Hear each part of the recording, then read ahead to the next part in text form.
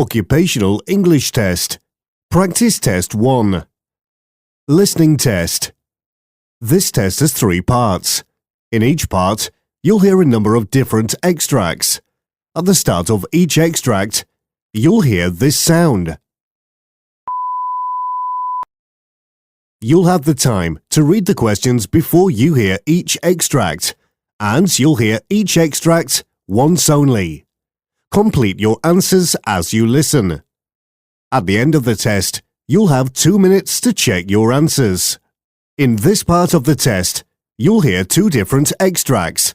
In each extract, a health professional is talking to a patient. For questions 1 to 24, complete the notes with the information you hear. Now, look at the notes for Extract 1. Extract 1. Questions 1 to 12. You hear a physiotherapist talking to a patient called Euan Hunt. For questions 1 to 12, complete the notes with a word or short phrase. You now have 30 seconds to look at the notes.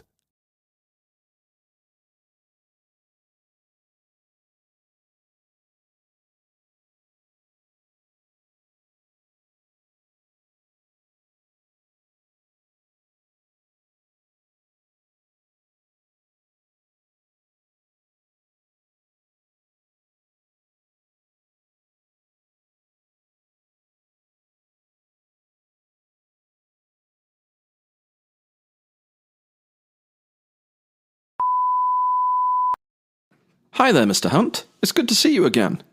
Just to reassure you that I've received your file from Dr. Patel and her letter as well, okay? Thank you. It's really good to see you too. Oh, happy belated birthday for yesterday.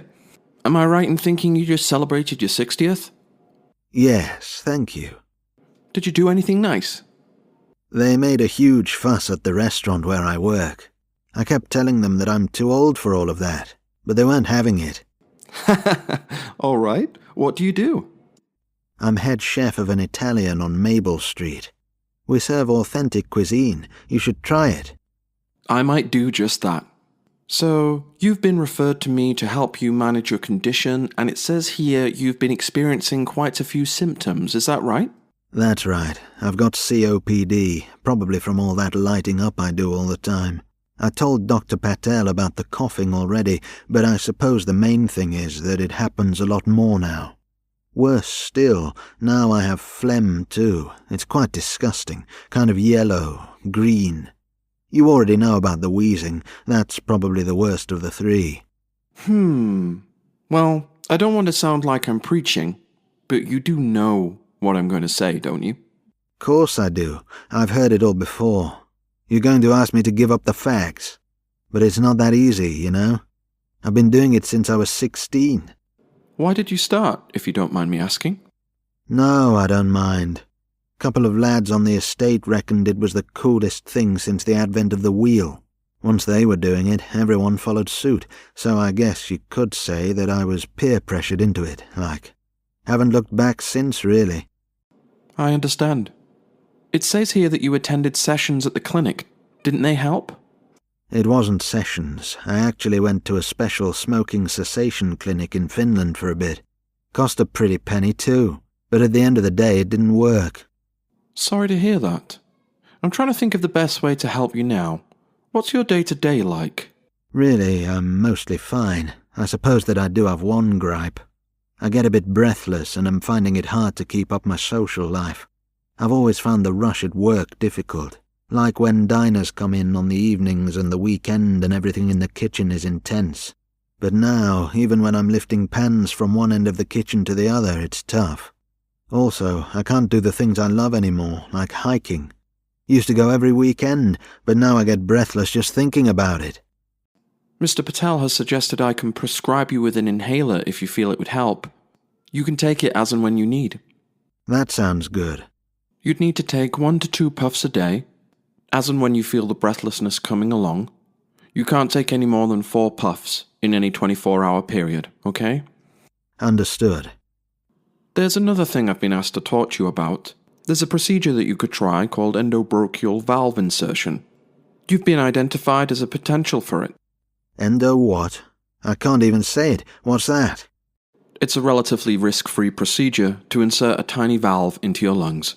I think I'll pass on that one if you don't mind. You hear all kinds of horror stories of people dying on the OR table these days, especially now that our hospitals are so stretched for staff. Not a problem. The other thing, I suppose, is just to echo Dr. Patel's advice about weight loss to you. Happy to show you a few exercises that I think you'll enjoy as much as you did your other activities. Then I guess we can pick up again in 2 weeks' time. See how you're... Extract 2, questions 13 to 24.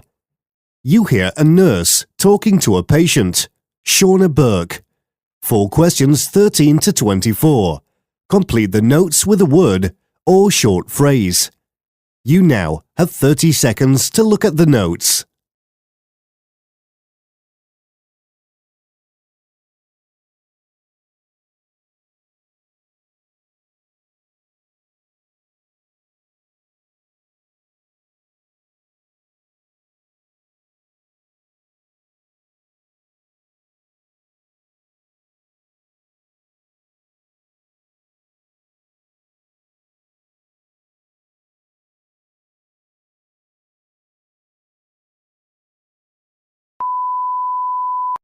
So, I've been told that you're particularly worried about your general health of late, mainly because of your job. Is that correct?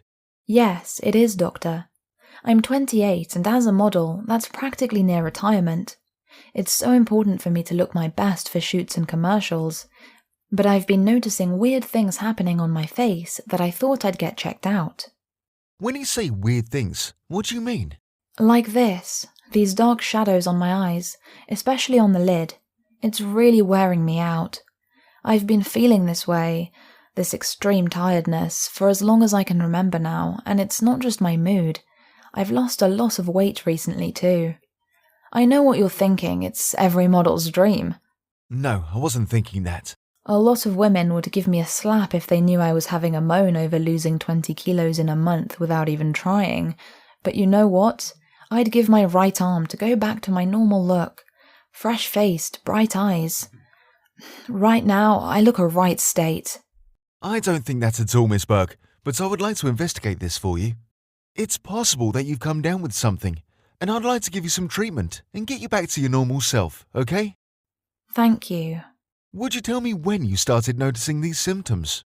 I really don't know. I've been working a lot lately. Been booking a lot of domestic work in London and sometimes overseas too. When I got back from France last month, on or around the 11th I think, I just found my day-to-day just that much harder.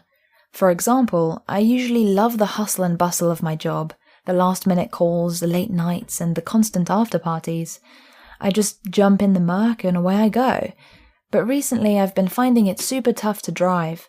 I thought maybe it's because I'm on the other side now, but it's more than that.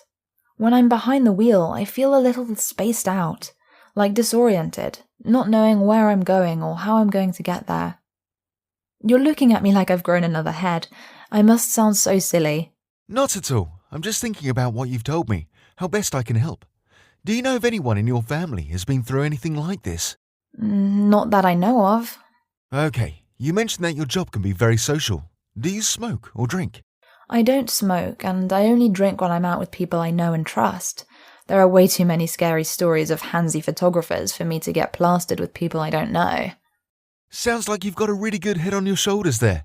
Now, Miss Burke, I have to ask, because there's no indication on your personal medical history either way, but because you mentioned drastic recent weight loss, would you tell me about your diet? Sure. I eat pretty well, if that's what you're wondering. I'm vegan, and so my diet is pretty healthy. I will occasionally eat out at a Frankie and Benny's, for example, but you wouldn't catch me dead at a McDonald's. I've managed to stay off junk food since I was very little. I used to be bulimic when I was 14, but after the counselling, everything is okay, and I've had what I think is a really healthy attitude to food. I'm glad to hear that. So, any idea what's wrong with me, Doc? We'll need to run some tests to confirm things, Miss Burke. I don't want to say anything that I'm not sure of. We'll run a blood test today, and I'll call you in for others within the week, after we've received the results. In the meantime, I'm worried that you're not getting enough sleep. Do you think you could set up and stick to a routine? Like a sleep schedule? Yes, I've done that before and it actually worked. I'm glad to hear that. At least that would help you get some well-earned rest while we're trying to get to the bottom of all of this. That is the end of Part A.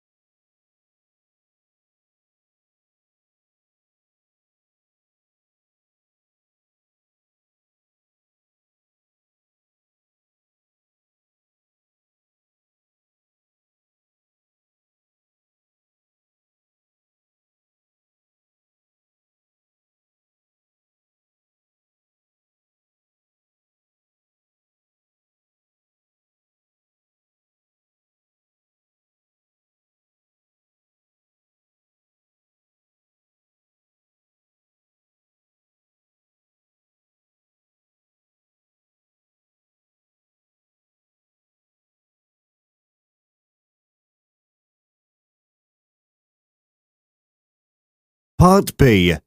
In this part of the test, there are 6 short extracts relating to the work of health professionals.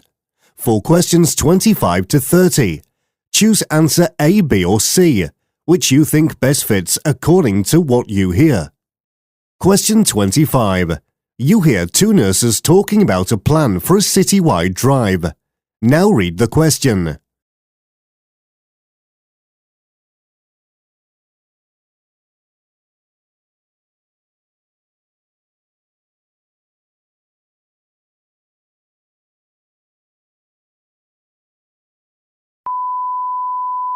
In order to commemorate World AIDS Day, Marvin asked that we organise a citywide drive. Wow, that sounds exciting. So what exactly do we have to do? It's not actually a drive in a car, is it? No, the 2 main goals are to test and educate. So I thought we could visit some local colleges, universities and businesses. We could host info sessions and a Q&A. Then we could follow it up with some voluntary tests and or impromptu counselling if need be. I'll check my inventory for disposable test needles. How about you work on PowerPoint slides for the presentation? I'll get right on that. It should be done within the next few days, hopefully, leaving me with enough time to work on what I'm actually going to say to the crowd during these World AIDS Day info sessions. Gosh, it's such a buzz connecting with our local community like this.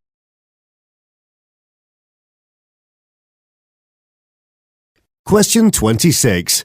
You hear a conversation between a pharmacist and her co-worker. Now read the question.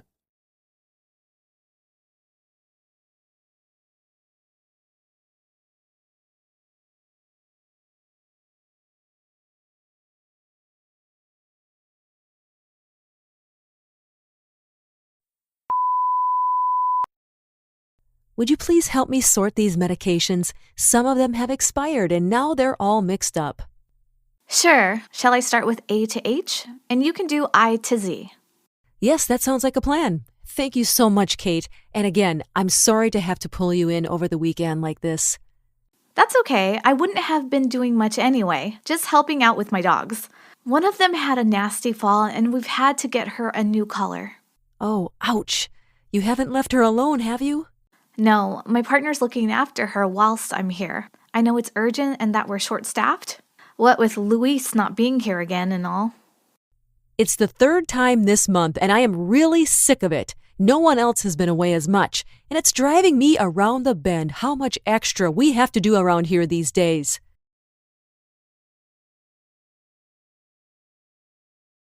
Question 27. You hear a team briefing where overall performance is being highlighted. Now read the question.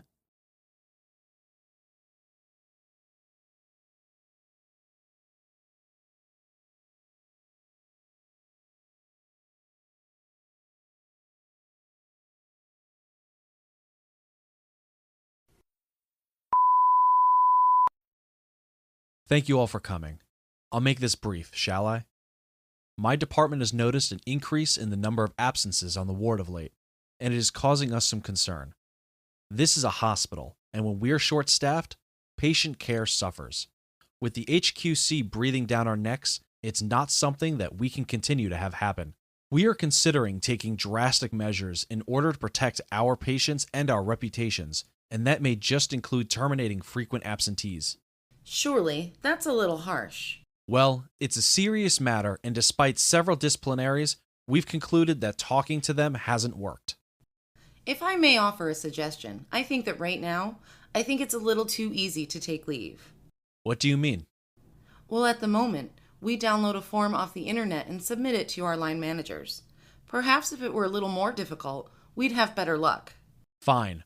I'll see if we can alter the current procedure slightly, and if that doesn't work, then we'll need to move to a plan B.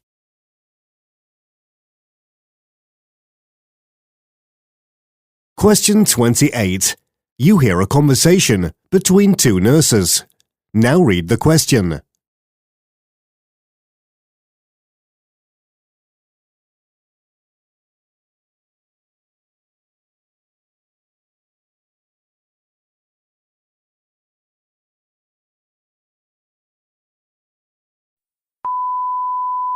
Still here, are you, Linda?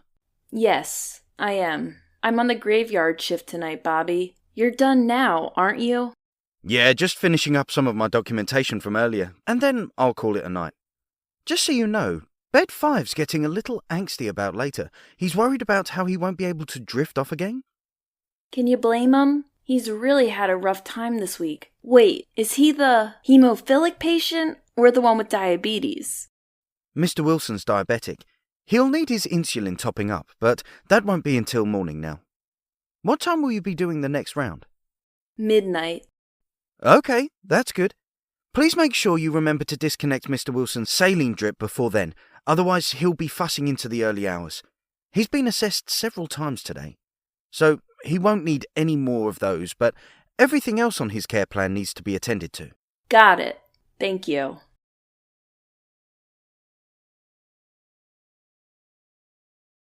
Question 29. You hear a morning briefing. Now read the question.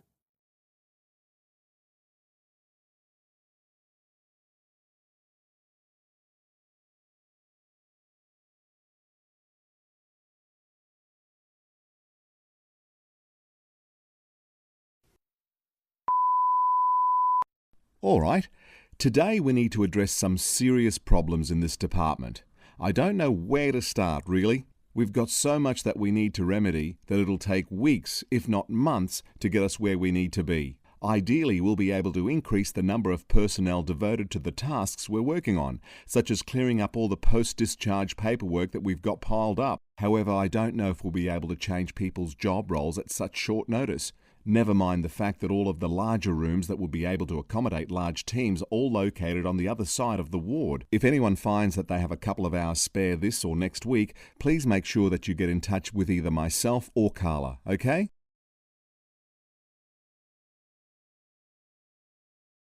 Question 30. You hear a conversation between two nurses. Now read the question.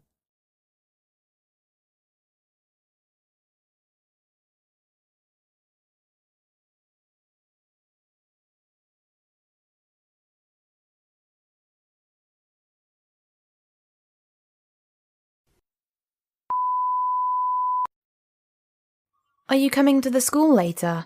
I've been asked to organise the vaccinations for the under-16s. Oh, is that today? Yes, why? Will that be a problem? Not really. I'm just trying to organise my day. Can I ask you one thing, though? Of course. We've organised tetanus vaccinations at that school before, if I remember correctly. Now, if they've all been immunised against the flu, why are we having to give H1N1 vaccinations today? I wondered the same thing, and you know what? It beats me. But that's what it says on the chart, so that's what we'll have to give them. All right, no worries. Give me 10 minutes and I'll clear up the rest of my day and prep to go with you.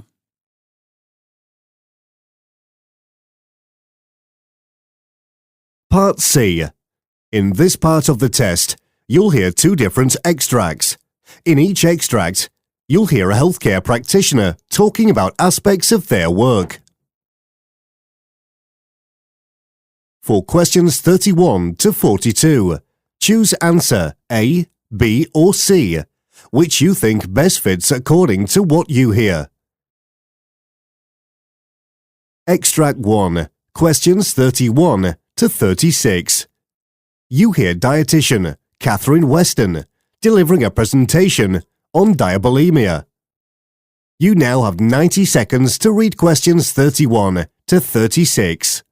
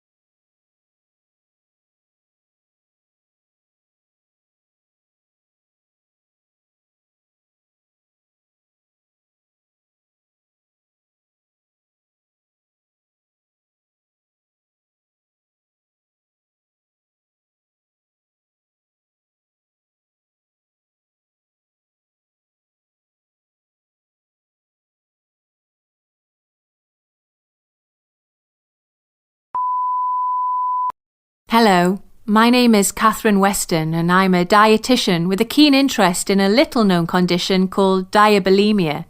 The name is derived from a mixture of diabetes and bulimia, as it describes the situation where type 1 diabetics develop the behavioural characteristics of the aforementioned eating disorder. As insulin restriction is a significantly more dangerous act than calorie purging, the sooner something can be done about the countless lives being lost because of diabulimia, the better. To put things in context, it is estimated that approximately 400,000 people in the UK are living with T1. Whilst the exact number of people living with diabulimia is unknown, alarmingly up to 40% of sufferers, who are mainly female, aren't taking enough insulin to survive. With that acknowledged, it would be remiss not to mention that those affected are not exclusively women. A recent German study suggests that 11.2% of boys aged 19 and under are intentionally depriving themselves of insulin in a drive to be thin. Yet, despite the widespread reach of this condition, it is not as visible as other similar disorders, such as anorexia or bulimia nervosa. Part of the reason the condition is so low profile is the fact that the condition is not a recognised medical or psychiatric term, but rather it highlights the practice of reducing or eliminating insulin in a bid to lose weight. As diabetes sufferers cannot produce insulin but need it in order to survive, the practice of restricting their intake with the aim of losing weight is incredibly dangerous. Sufferers run incredibly high blood sugars, which has the potential to produce multiple irreversible diabetic complications. This can include neuronal, retinal and renal damage. The most common symptoms of the disease include irritability, decreased concentration and motivation, and diabetic ketoacidosis, all of which are analogous to diabetes. Rather eerily, by making the decision to cease treatment, sufferers are essentially turning the clock back on their condition. I do a lot of work with Diabetes UK in order to raise awareness of the signs and signals of diabulimia with friends and family of people with insulin-dependent diabetes mellitus. This type of outreach work was sparked by the many case studies of young people whose lives have been claimed by the disease. One such account is of the life of Amara, a 27-year-old who took her life after battling with the disease. Typically of people with the condition, Amara developed an unhealthy preoccupation with food. She also became increasingly uncomfortable taking her daily medication, comparing injecting her insulin to injecting fat into her body. Her sporadic insulin restriction then became a greater feature of her life. The unhealthy obsession with her diet led her to the discovery that despite not lowering her food intake, because she had drastically reduced her medication, she was losing weight. The weight loss is a result of the body cells failing to absorb blood sugar, with the consequence of prolonged elevated blood sugar in the individual. This causes the organs to be saturated in glucose. Amara was found dead, having taken her life after a futile years-long struggle with diabetes. Her death highlights the crisis for the medical and diabetic communities, neither of which have the resources or systems of care in place to support such a nuanced disease. In fact, such tragic consequences are so severe and such stories are so tragic that early detection is a governmental priority. NHS England's clinical team have been involved in producing the NICE guidelines on eating disorders, devoting part of the report to managing people suffering from an eating disorder and diabetes concurrently. The guidelines have been distributed nationally in a bid to tackle the illness. Furthermore, the organisation is integrating psychological services with GP practices by placing 3,000 new mental health therapists and surgeries. In addition, other private and charitable organisations are also keen to play their part. A prominent example includes Jacqueline Allen, founder of national charity Diabetics with Eating Disorders. Allen is presently campaigning for the omission of insulin for weight loss purposes to be recognised as a mental illness. The theory is that increasing the condition's visibility, it will become easier to engage multidisciplinary teams, including endocrinologists, mental health professionals and specialists like myself who specialise in the condition to provide a 360-degree treatment service. Until that is achieved, however, the road to medical and psychological recognition continues.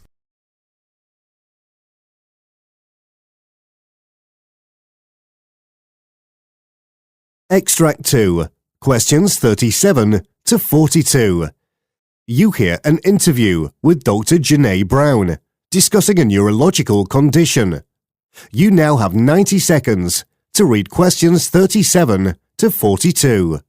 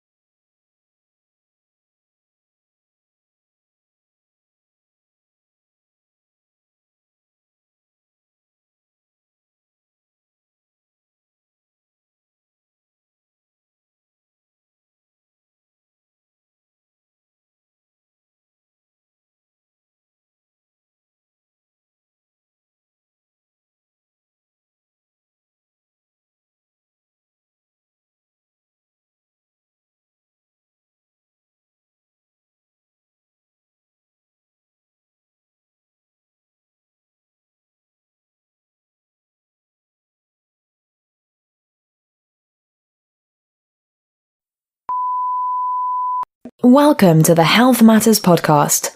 Joining me today is Dr. Janae Brown, all the way from the East Coast. Dr. Brown, thank you for flying in. Thank you, Ricky. It's a pleasure to be here. So I know that you deal with many neurological conditions, but I understand that today you'll be talking to our listeners about one in particular. Tell us, Dr. Brown, what is multiple sclerosis, and how many people have got it? Multiple sclerosis is a neurovascular disease that affects the brain and the spinal cord. Usually, the nerve fibers of the central nervous system are protected by myelin. Myelin helps the nerve fibers to transfer messages faster between the brain and the rest of the body. When multiple sclerosis sets in, the immune system identifies myelin as foreign and in turn destroys it. The damage then interrupts the message pathway by suppressing the myelin completely or stripping some parts of it, leading to the formation of scars. The disease is lifelong once someone is diagnosed, though with proper specialized management, a person can survive for long. According to the United Kingdom's National Health Survey, there are more than 100,000 people diagnosed with multiple sclerosis annually. Are there many risk factors of multiple sclerosis? And could you give us examples of the effect the condition can have on its sufferers? Yes, there are several risk factors that are associated with multiple cases of sclerosis, such as gender, family history, geographical location, lifestyle, and vitamin D deficiency, among others. When the diseases are in one person in the family, the risk of passing the genes to the children is very high. Also, women are at a higher risk of developing MS. The risk is made higher due to the hormonal differences. Furthermore, in areas that are further from the equator, the risk of developing the disease is high in the regions that are more than 40 degrees. The condition affects people of all ages, but most people are diagnosed between the ages of 20 to 50 years old. In terms of lifestyle, smoking is also associated with the formation of multiple sclerosis, although admittedly more research is required in order to clarify the reason for this. What are the main effects of MS? MS affects the whole body depending on the nerve that is affected.